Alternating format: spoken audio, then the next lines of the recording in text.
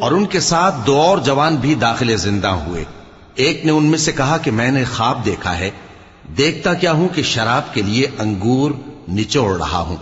دوسرے نے کہا کہ میں نے بھی خواب دیکھا ہے، میں یہ دیکھتا ہوں کہ اپنے سر پر روٹیاں اٹھائے ہوئے ہوں اور پرندے ان میں سے کھا رہے ہیں۔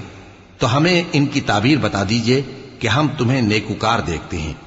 یوسف نے کہا کہ جو کھانا تم کو ملنے والا ہے وہ آنے نہیں پائے گا کہ میں اس سے پہلے تم کو اس کی تعبیر بتا دوں گا۔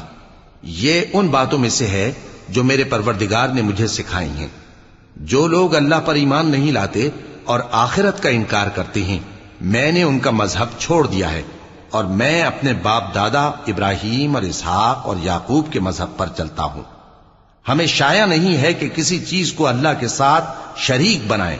یہ اللہ کا فضل ہے ہم پر بھی اور لوگوں پر بھی، لیکن اکثر لوگ شکر نہیں کرتے۔